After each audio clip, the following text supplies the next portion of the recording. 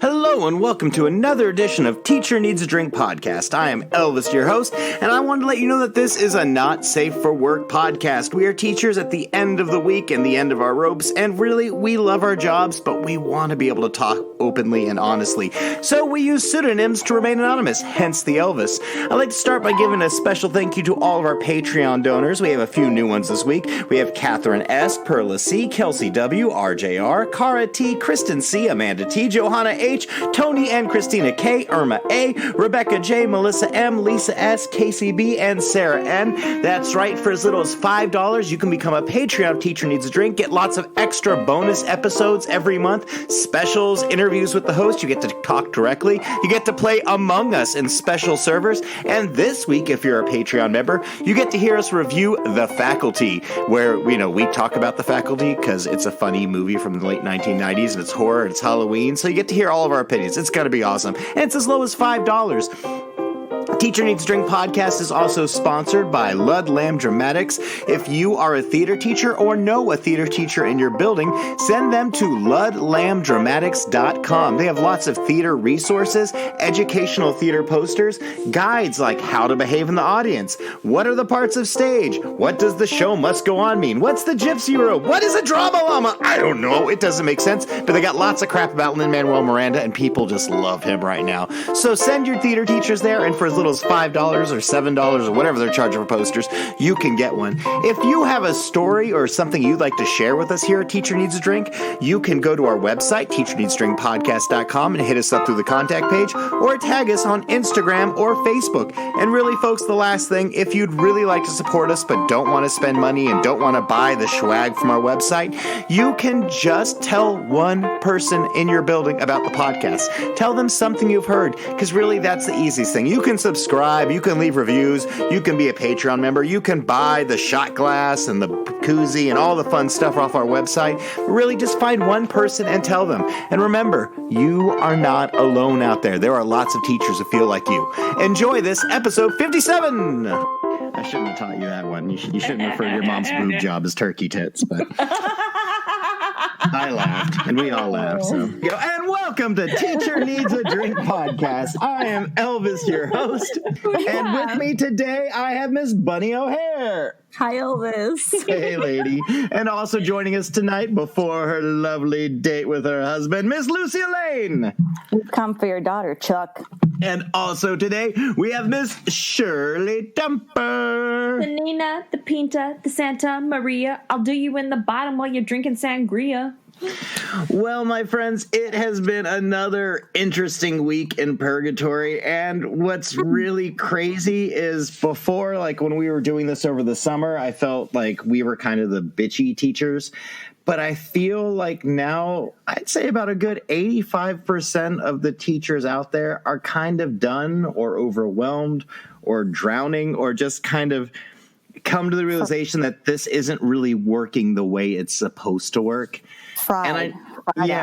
Fried's a great word for it. Mm-hmm. And there's like several times this week where I literally almost snapped at a kid. There was one student, like I've had a couple more kids drifting back in that haven't been in school for a while.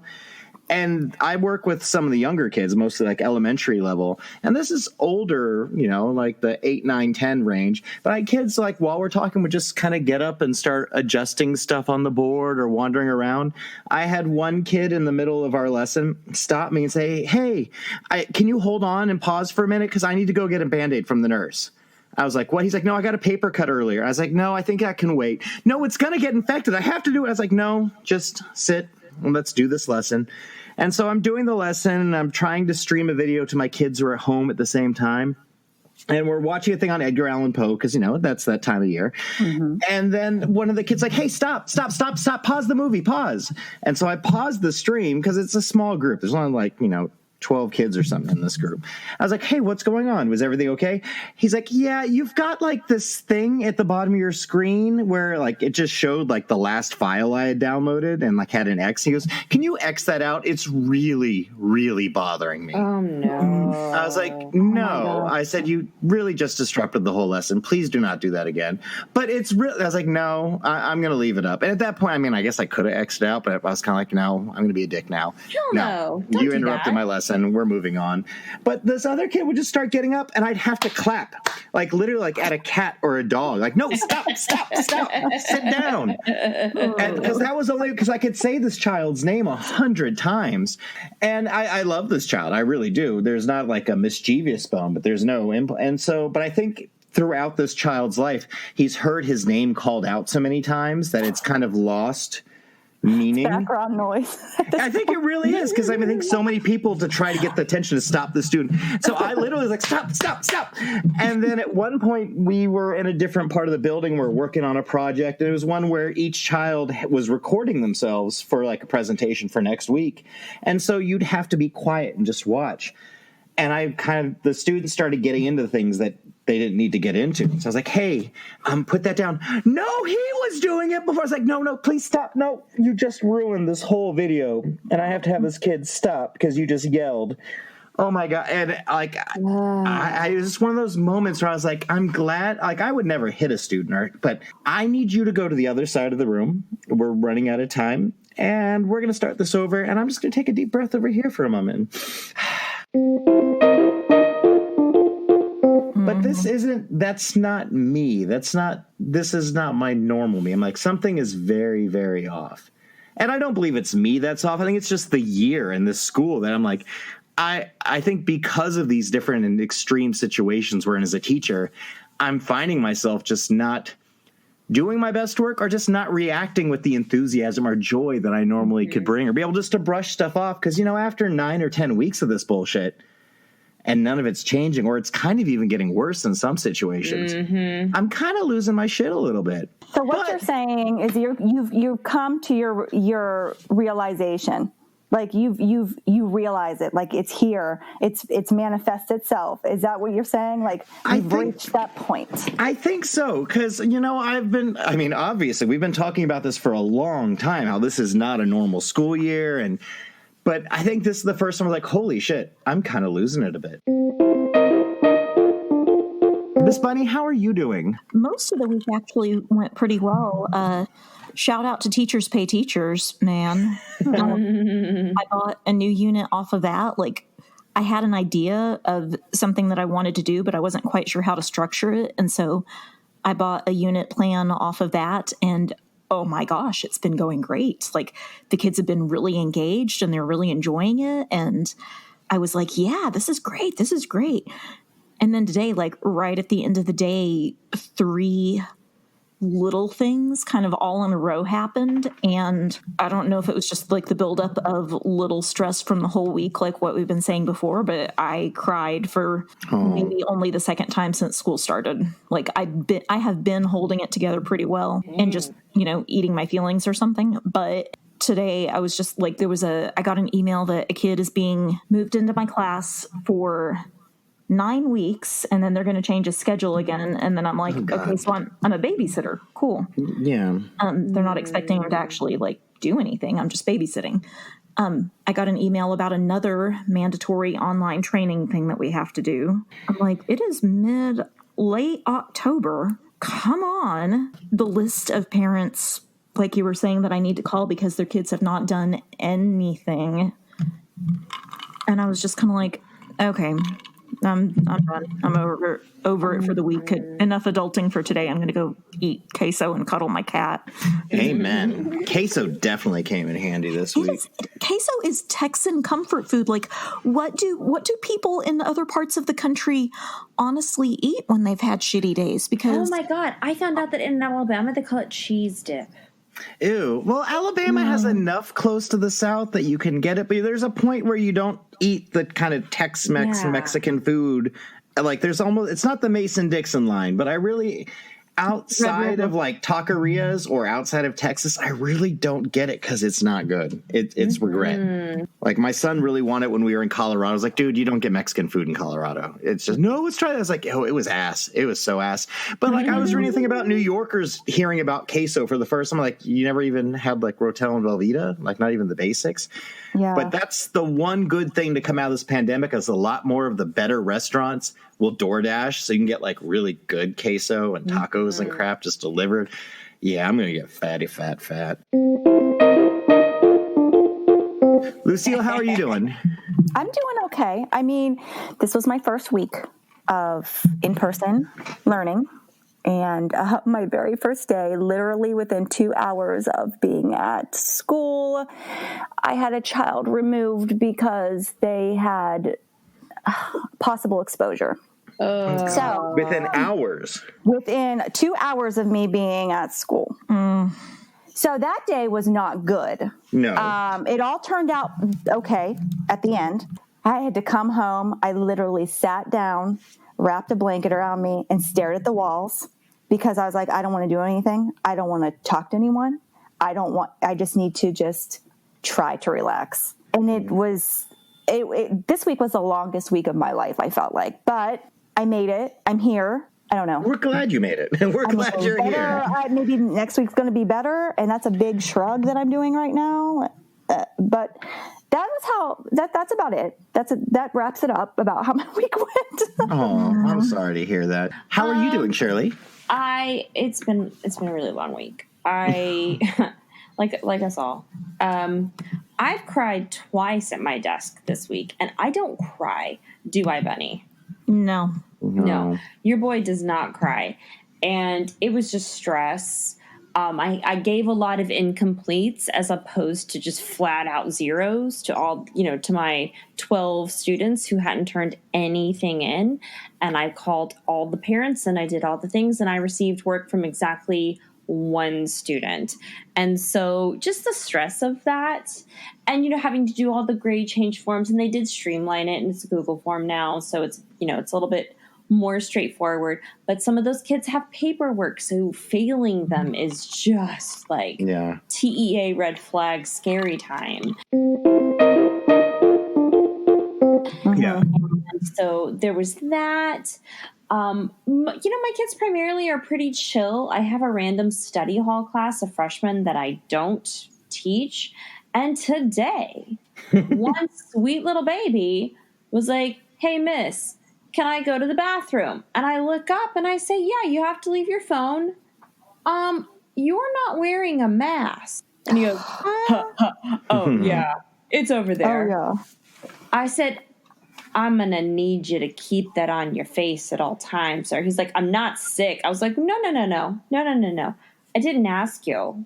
I'm telling you, put your mask on, keep it on your face. And he rolled his eyes at me, and I was like, yeah, hey, honey, I'm not the one. So you're going to want to check that. Yeah. And it was so funny because I was mad. But then another part of me was like, I'm also alive. Because I do enjoy obliterating a mouthy freshman who thinks that because I'm a woman, they're better than me. Mm-hmm. I do. I would like to buy popcorn and a soda and watch that show. But it did give me that, this dance, it's been so long. But then it was slightly marred because the guy put his mask on and he left, and the girl who sits next to him, she was like, he's so stupid, I'm sorry.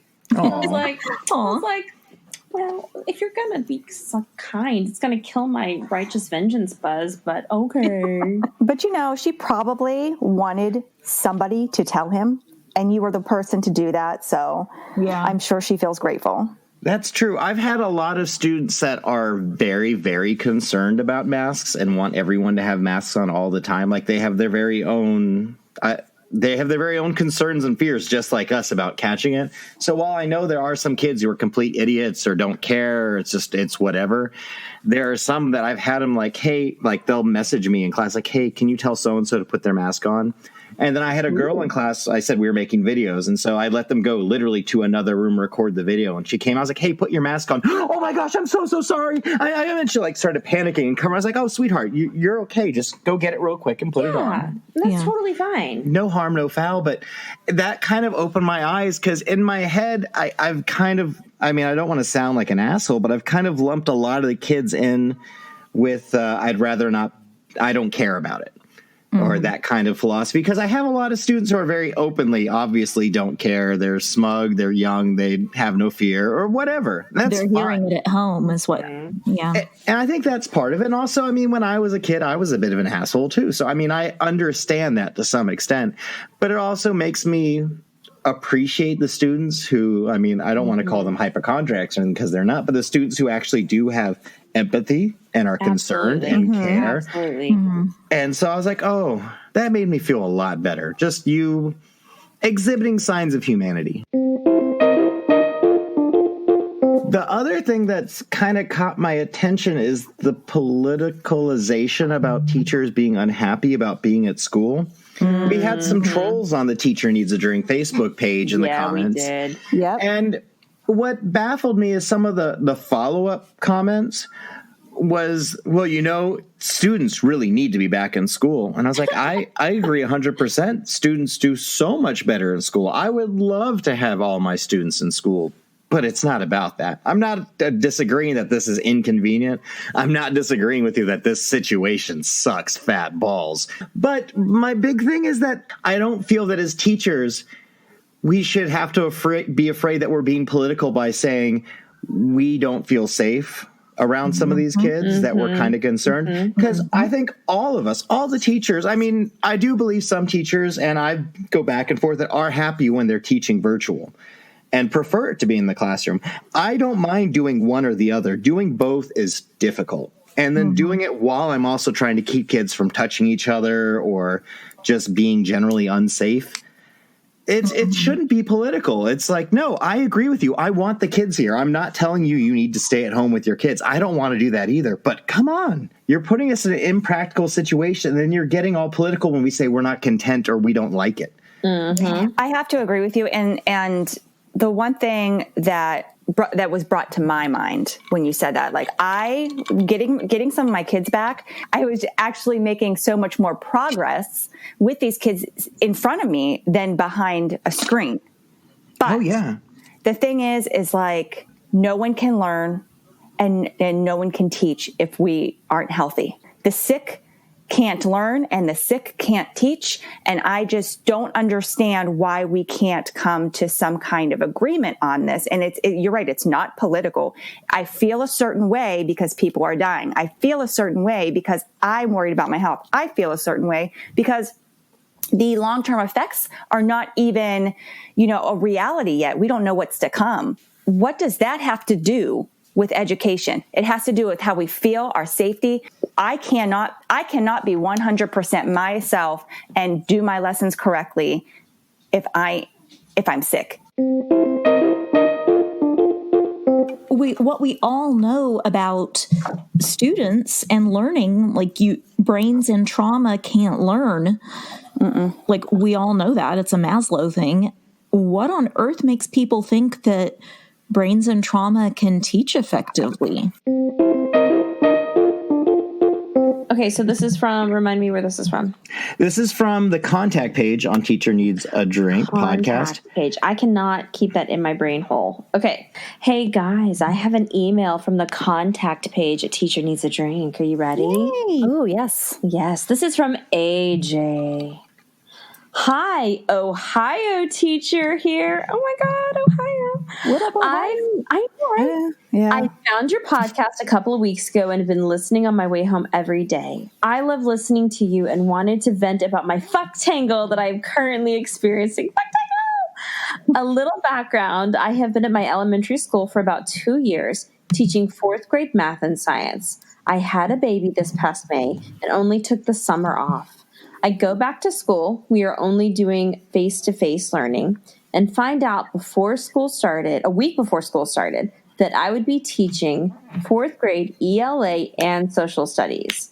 I was told by my mentor to follow the curriculum that the district had provided many, many years ago. So I started on lesson 1 and was just getting to know the curriculum when my new principal this year basically goes batshit crazy. Oh. She tells me I need to follow the pacing guide that was made last year that does not follow the curriculum that the district has provided. What? The pacing guide is the most bare minimum pacing guide I have ever seen, and following it will double, maybe even triple my amount of time lesson planning. And she has a new baby. I know. To make matters worse, I was put on an improvement plan last year due to low test scores after only teaching for a year. Oh, wait, last year? You know, the one Is that she was even pregnant? fair? And the kids weren't even in school? Sorry. All right. Oh, God. Oh, yeah. This new principal is having me turn in lesson plans 2 weeks in advance as part of my improvement plan. So the time needed to plan for lessons has been tripled. And being a new mom, I spend pretty much all my planning time pumping for my baby in an office away from my classroom. It just keeps on getting worse, too. Oh. I met with my principal for pre-observation conference, and she basically tore my lesson apart. And I'm supposed to have my formal observation tomorrow. Starting to fear for my job next year, and don't know if another school would hire me being on an improvement plan and not having completed the new teacher program that Ohio makes teachers complete. Oh, man. My heart goes out to you. There's so many things that are red flags that we're shooting up. The first one, before even talking about you were struggling on your second year while being pregnant while a pandemic was going on, like all kinds of shit there. So this is something that our people, our awesome listeners don't know about me. I was on a teacher improvement plan quite a long time ago, good 6 years ago now. 3 principals ago. That's how I measure time these days. I had a principal who just wasn't a fan of me, and we butted heads about things. It was just personality, and he was one of those principals that he would smile and he would say all the right things, and then he'd have a meeting with you. You thought, oh, it's just no, it was that type of meeting. He basically, I had a parent who was unhappy with a decision that I made and went to him, and he saw it as his opportunity. And he had been kind of gradually undermining teachers that he didn't like, that had personalities that he found offensive or what have you. And unfortunately, I was pregnant with my youngest, with my daughter. I was 6 months pregnant. And he told me the board meeting was that night to renew contracts. And he told me at 9:00 that morning that I had until 3:00 to resign, or he would be able to write me a letter of recommendation for my next job. A little ultimatum. It was. That's not fair. It's not. And here's what I'm going to tell you, AJ. I don't know anything about Ohio. Texas is a right-to-work state. We have some amazing organizations that we are a part of. And what I did, and hopefully since you are on an improvement plan, you've done this too, is I reached out to my organization and they said, no, he can't do that. No. And I had the lawyer for my organization. We drafted a plan. Thankfully, I didn't have to do anything. They did put me on a teacher improvement plan for the following year. So I was similarly where you are. I don't teach elementary, and I teach a subject that I don't have those amazing hurdles that you have, but I was pumping and having a newborn and not sleeping and being on a teacher improvement plan. And I was lucky. I was able to write it out. That principal was only there for like another year after that. And I was able to get past it. And looking back at it, 6 years, it wound up being one of those weird things where I was like, okay, so if something like this happens, this is what I do. Something that I started doing as a result of that I've kept doing, and I want to encourage every single teacher out there to do this, is any type of interaction you have with an assistant principal or a principal, positive or negative, open a Google Doc because it will be time-stamped. Write down the day and the time that person was in your room or called you and a brief transcript over what happened, because it is very difficult to prove retaliation. Yes. And you're so right. Document. You have to. It is for your safety. And I do that now. It's second nature to me at this point. I have a special email folder where any type of communication that I get one-on-one from an assistant principal, and it could be something incredibly casual, but I just, you know what? I just file it away. And I do everything I can to protect myself. To tag on to that, I would encourage you, yes, absolutely document the hell out of everything like Shirley was saying, but I would encourage you to, if possible, make notes on a Google Doc, do so on your phone, because anything that you do on the school computer, they absolutely potentially have access to and can access like from the district technology office or whatever. So write it, document it in a place that is not connected to your school network somehow. Right. That not many people know about me also. I was not renewed after my first year of teaching. Like What? no improvement plan, no nothing. They just told me Yeah. I was not being renewed. Yeah. And at the time I was devastated. Like I had a complete, am I even supposed to be teaching? Is this what I'm supposed to be doing? Breakdown. It I was remember that. devastating. Yeah, you were there, you know. But I got a job in another district and I was so much happier there. I stayed in that district for 14 years, and that district is the reason that I am the teacher I am today.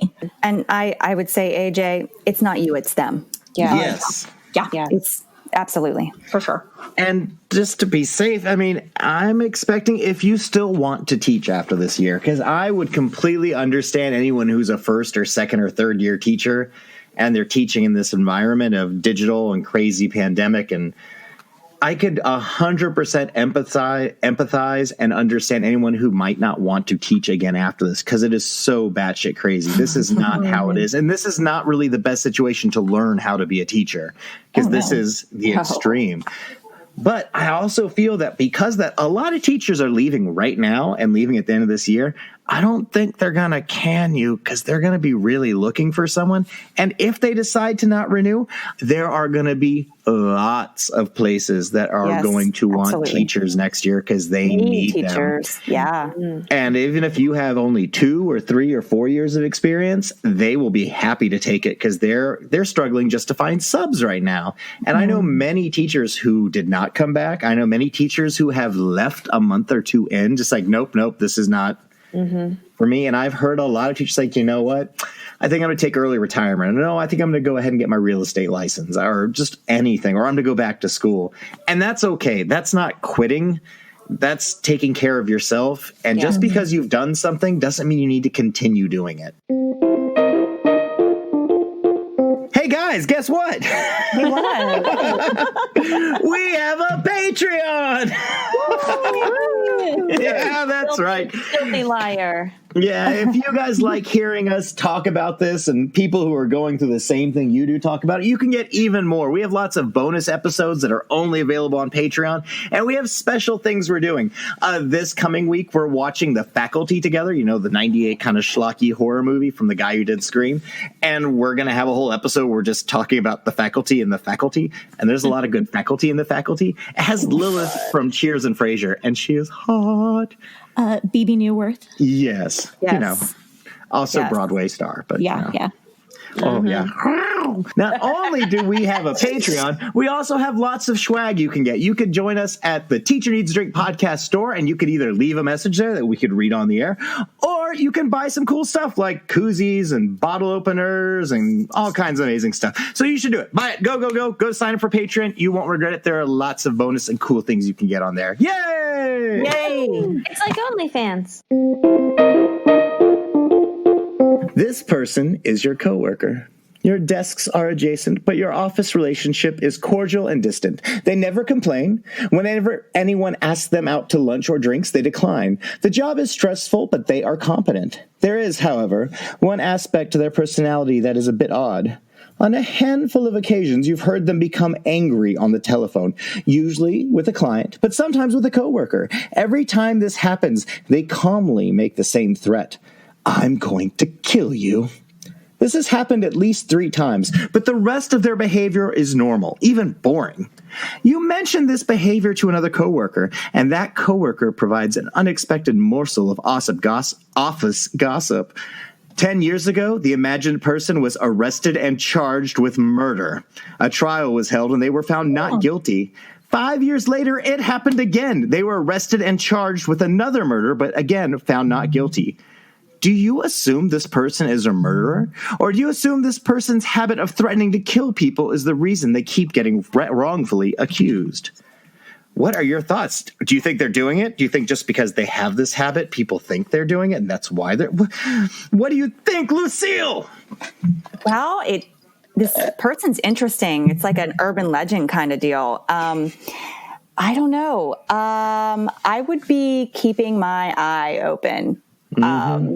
I don't know how bored am I? Because, like right now, if I was working with that person and like I can't go anywhere or do anything, maybe follow them around, get some binoculars, dressed in black. Yes, we could go all Goonies like Hardy Boys style on this and like get a big magnifying glass and start following around. What? Yeah, no, that'd be amazing. I like this plan. I'm on board with you. Shirley, what do you think? Do you think they're doing it? This may be suicide, but I would just roll up to this dude and be like, look, what's your deal? You've been arrested twice for murder and you keep telling people you're going to kill them. Like, what's up? Knock that shit off, kid. Well, I feel like maybe if I do that, it will shock them out of saying it and they'll at least be a little more conscientious and careful about it. That's true. I don't know. It's kind of dumb, but that's what I would do. I think that's a valid thought. Bunny? I don't know what I would believe, but I know that I would definitely do my best to stay on that person's good side. You are an angel sent from heaven. That's why you're Bunny. All right, my friends, thanks for joining us for another episode of Teacher Needs a Drink. Remember, you are not alone out there in how you feel. You are not the only one going through and feeling this crazy way. So please, please, please take care of yourself, talk with others, and listen to the podcast more. Join the Patreon. It'll make you a better person. Anyway, I'd like to thank my host today, Miss Shirley Temper. It was wonderful having you here. It's the fucking Catalina wine mixer. Oh, and Ms. Lucille, it was wonderful. Thank you for taking the time out of your night to be here. Oh, yeah, absolutely. Thank you. And Ms. Bunny O'Hare, I'm so glad you made it and joined us tonight. I really appreciate that. It was a pleasure as always. As always. All right, my friends, deep breaths, deep drinks. Cheers! Woo! Yeah. Balls. All right, my friends, thank you so much for joining us for another episode of Teacher Needs a Drink podcast. Teacher Needs a Drink podcast is brought to you by our lovely friends at Patreon. So if you want to subscribe for as little as $5, you can get lots and lots of extra bonus episodes, and there's so much more content. We put stuff out almost every week at this point, and you can only hear it if you're a Patreon member. And so for $5, Teacher Needs a Drink Patreon, you can do it. I'd like to thank our guest from Ludlam Dramatics for sponsoring us, and of course my other co-host today, Miss Lucille Lane, Miss Bunny O'Hare, Miss Shirley Temper, and of course Miss Priscilla, who is by my side while I do all the editing and all this stuff. She is so patient with me. She is amazing.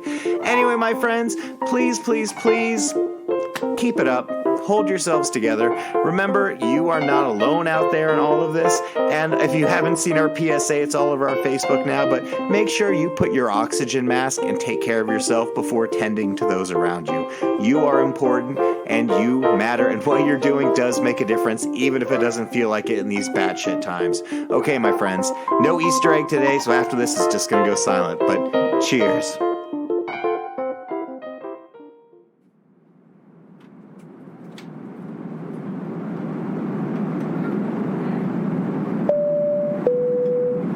Ladies and gentlemen, on behalf of Teacher Needs a Drink podcast, I would like to welcome you to the 2020-21 school year. Please make sure all personal emotions, familial needs, and health issues are stowed away in the rear compartment of your brain before logging on for the day. Failure to tuck this baggage away may result in an inability to achieve any progress. Once lessons have commenced, you are free to move about your mind and deal with any issues, but be warned that the size and type of your baggage may have shifted, and you risk collapse by exposing yourself to them at this time. There are 12 restrooms in this building. The 8 closest to you will be randomly closed for sanitation. Please consider this when thinking of intaking liquids or nutrition of any form. Bathrooms are considered off-limits while giving any kind of instruction, so please plan any bodily evacuation accordingly. In the unlikely event that the internet or school software should go down, please notify the front office. We are told one of them should be back from lunch before too long. If you are teaching in person, please make sure you are aware of certain recent safety measures that the local government should have put in place while the lessons are progressing. In general, young humans are disgusting by nature, so these rules should be followed at all times, regardless of your political views or claimed IQ. Number 1. Masks that cover the mouth and nose should be worn at all times, even if the student is 6 feet away from another living creature. Number 2, all students should sanitize hands upon entering and exiting the classroom. Number 3, in the event that you should start feeling emotionally overwhelmed or an anxiety attack coming on, please make sure you put on your own personal oxygen mask and help yourself before tending to the needs of others. Teacher Needs a Drink podcast would like to once again thank you for continuing to work in the noblest of professions, regardless of pay, toxic positivity, and what the general public opinion of your position may be. We know you had many choices in professional careers, and we here at Teacher Needs a Drink podcast are ecstatic that you continue to attempt to educate the future of this world. We welcome the opportunity to listen, commune, cry, smile, and support you through this fuck-tangle of a year. Remember, you are not alone. Thank you again for listening to Teacher Needs a Drink podcast. Deep breaths, deep drinks.